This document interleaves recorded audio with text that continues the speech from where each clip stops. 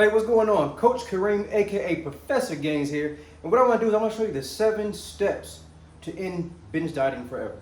All right? So I'm going to jump right in. Here's the thing. Binge eating is a disorder. It's a common disorder in the United States, more common than most people realize. And so I'm going to show you a few steps to end it forever, okay? So, like I said, we're going to jump right in. Step number 1.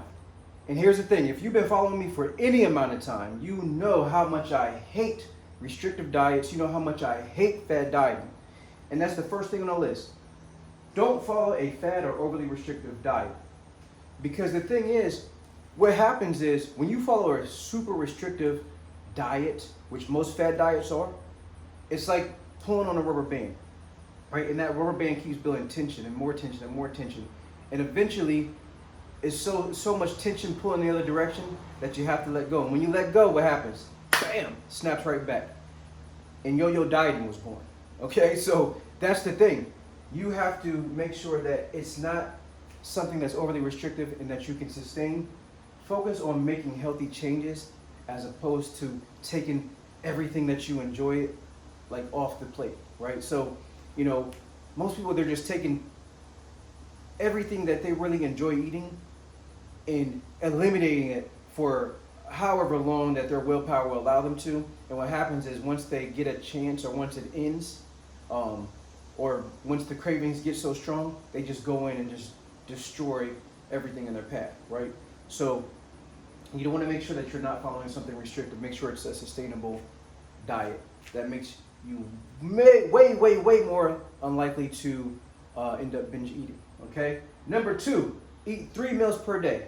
Not 2 meals, not 1 meal, 3, okay? Now, I'm going to preface this by saying there is a thing called intermittent fasting where people skip breakfast, okay? And it is effective for some people, but if you're like me, and I have tried intermittent fasting, it's just not my thing, right? For me, I can do it every so often, and I can do it maybe like if I'm about to have a humongous meal, but if I'm just eating on an average day, I gotta have my 3 meals. And this is how you really should do it. If you have a issue with binge eating, you should not be restricting meals, okay? Because what happens is when you're restricting a meal, you start to get really hungry.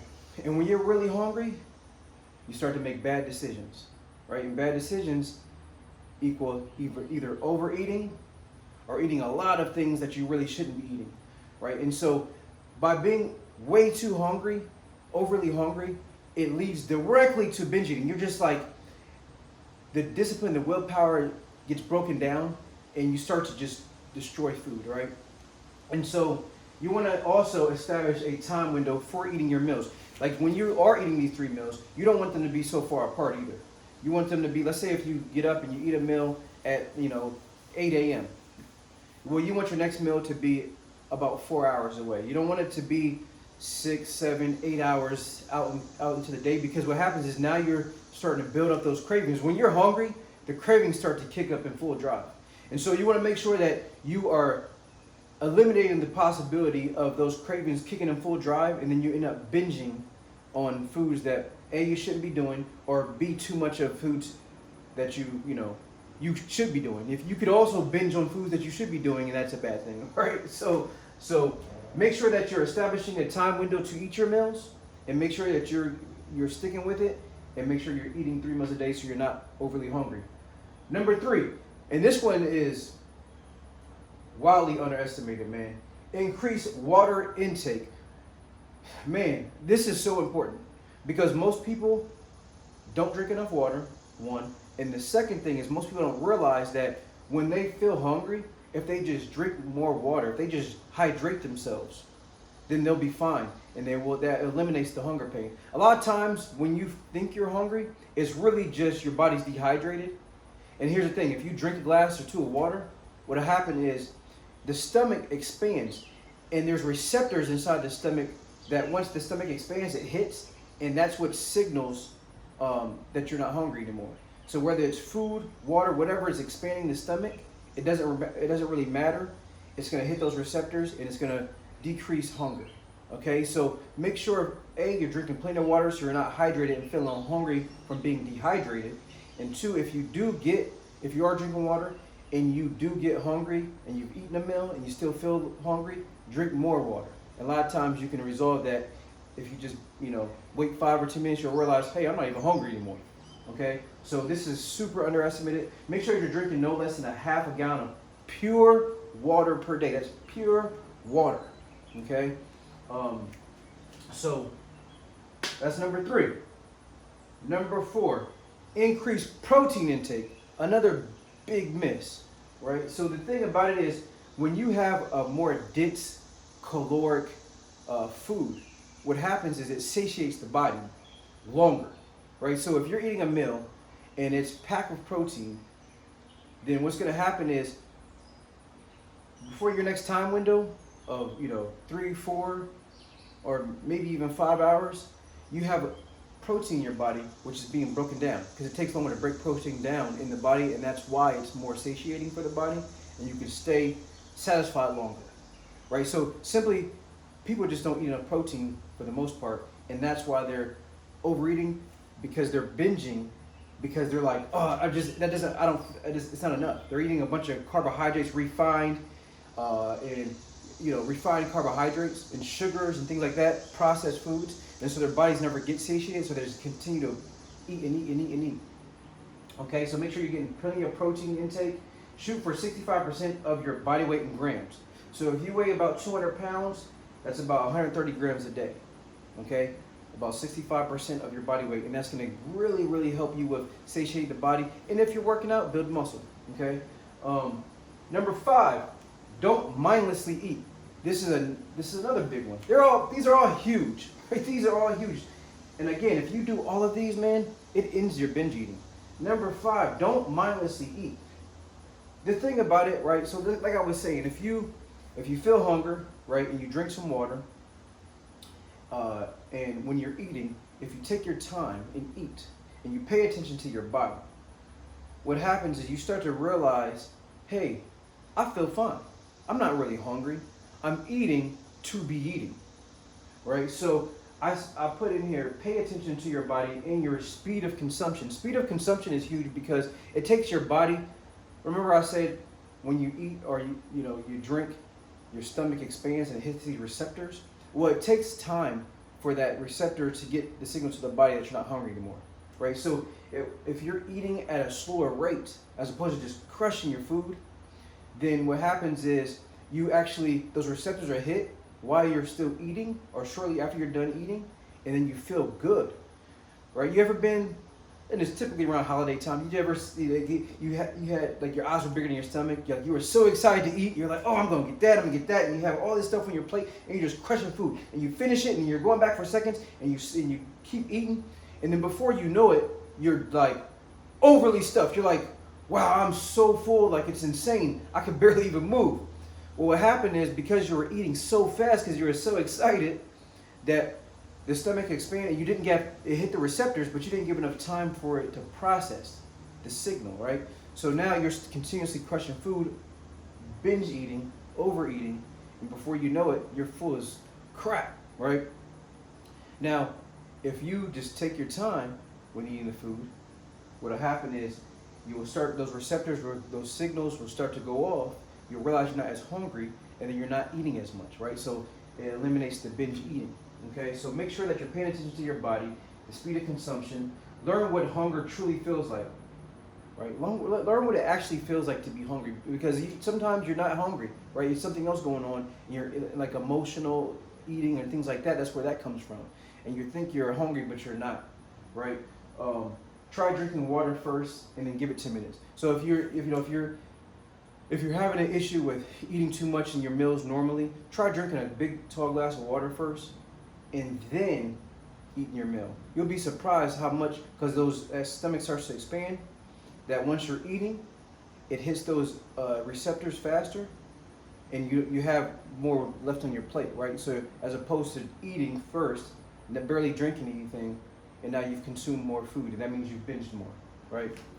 So try drinking water before you eat, and then minding what you eat, okay? A lot of times also, when you get in front of the television and eat, you're not paying attention. right? So you're just eating. You're not paying attention to what's going on in your body, and then before you know it, you binge eat or whatever you're eating. So try like for a while. I'm not saying forever, but for a while, try eating not in front of the television. Just try sitting down at the kitchen table, right, and blowing the dust off the kitchen table, and just sit there and eat your food and just pay attention. Just eat and enjoy the meal, and then finish the meal, and then just kind of just get up and pay attention, right? Take your time eating and consuming and pay attention to your body. And you'll start to realize what it feels like when you're not mindlessly eating and overeating, okay? Number 6, exercise.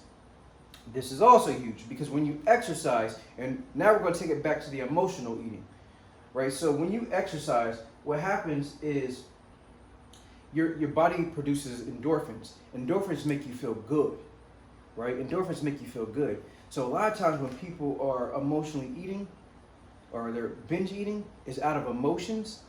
They don't feel good emotionally. Exercise combats those negative feelings. So when you're regularly, consistently exercising, your body is producing endorphins and you're feeling good because it's just natural part of working out, and you're feeling better about yourself, you're way less likely to binge eat out of emotion, right? So try including exercise in your daily habits. It doesn't have to be a bunch, but try maybe 15 to 30 minutes a day of exercise and get some good exercise in and increase those endorphins and be feeling good emotionally about what's going on and what you're doing, okay?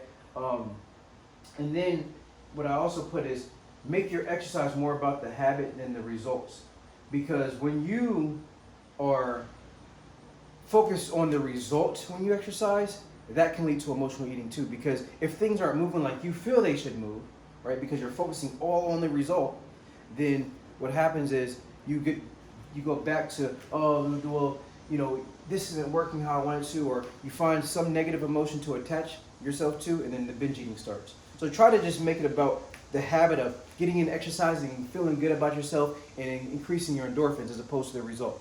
Okay, the results will come. That's not really why you're doing this. You're doing this to just increase be healthy overall, right?